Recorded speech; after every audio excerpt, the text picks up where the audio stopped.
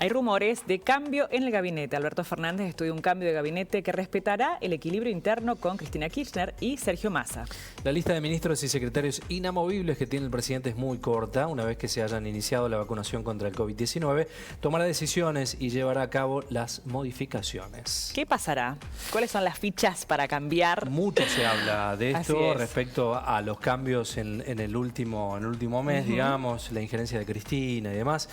Tenemos a Carlos Fara, que es un analista político, para hablar de este tema, del cierre de año, un año tan complejo, por cierto, y cómo viene 2021. Hola, Carlos, ¿cómo estás? ¿Cómo le va? Bienvenido. ¿Qué tal? ¿Cómo les va? Buenas tardes. Muy bien. Bueno, gracias por brindarnos este tiempo a horas de la Nochebuena. A ver, bueno, ¿qué va a pasar? ¿Cuáles son los rumores concretos y a qué responden estos rumores de cambio en el gabinete?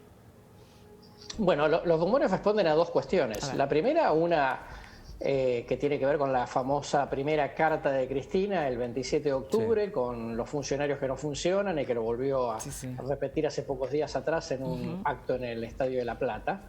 Eso por el lado que tiene que ver con cómo Cristina y el cristinismo percibe a cómo va el funcionamiento del gobierno.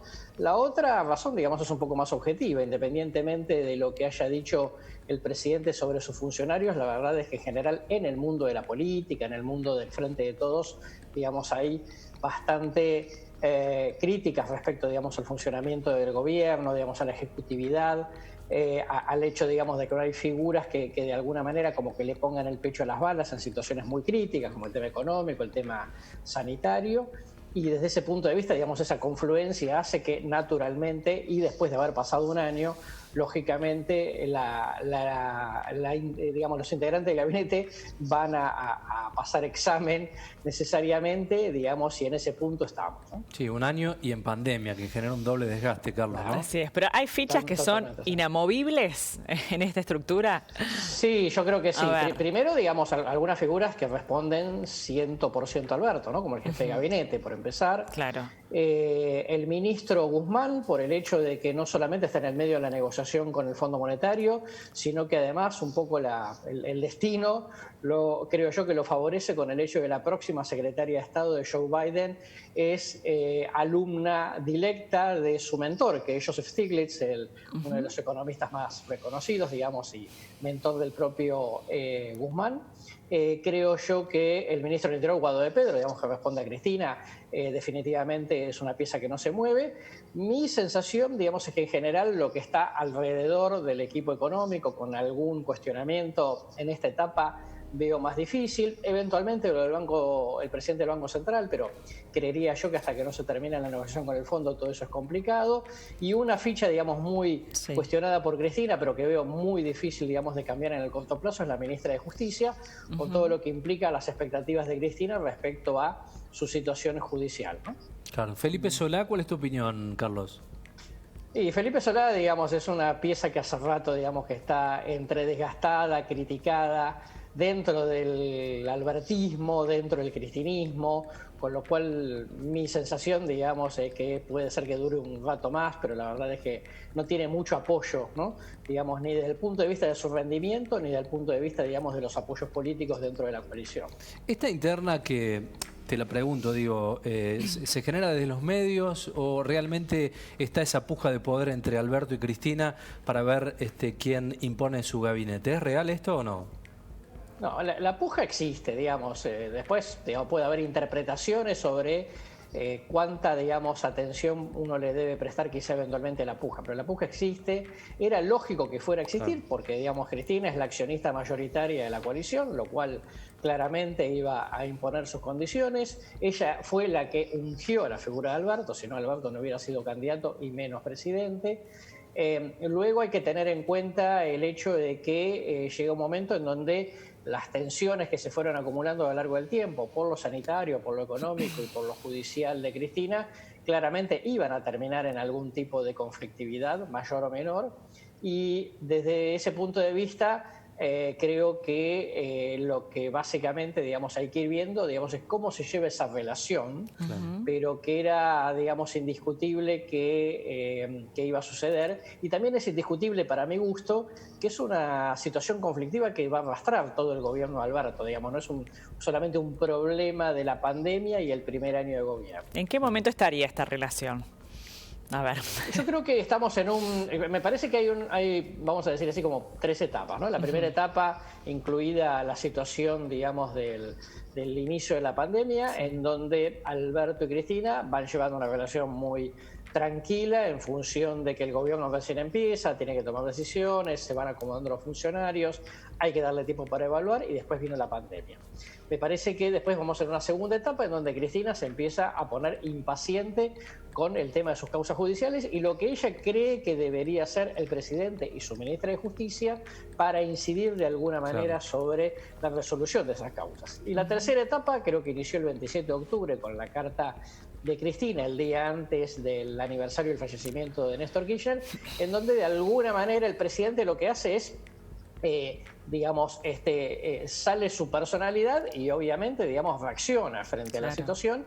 Y hoy estamos en una situación de puja, precisamente, digamos, porque el presidente, digamos, lo que ha hecho es tomar, digamos, un poco como algunas conductas o algunas decisiones, digamos, de su propio puño, independientemente de lo que Cristina pensara, digamos, sobre el transcurso del gobierno. ¿Y cuáles son los nombres que surgen ante estos posibles cambios, Carlos?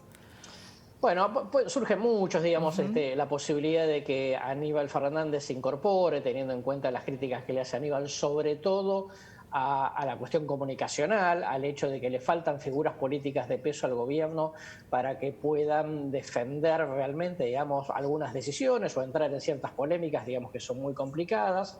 Es cierto que al gobierno le falta, digamos, figuras de peso.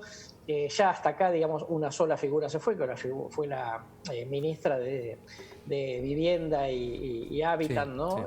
Bielsa. Bielsa, y Bielsa se va, digamos, porque en realidad está criticada de los dos lados. O sea, la critica, digamos, Cristina, pero también la critica el entorno del presidente, que no la ve una funcionaria, digamos, que está actuando a la altura de las circunstancias. Claro.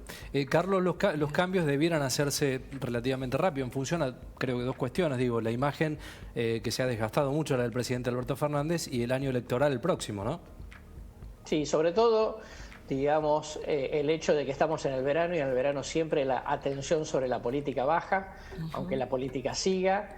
Y me parece que en algún momento del verano, quizá, digamos, en el momento que el presidente va a volver al Congreso el 1 de marzo para sesiones ordinarias, pudiese ser eventualmente un buen momento para eso.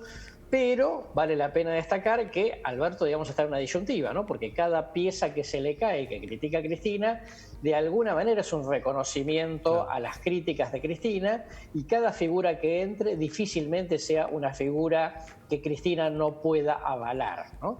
De manera que también está en una situación complicada para seleccionar con qué nombres cambia a las fichas más cuestionadas. ¿Qué pasará con Gustavo Vélez?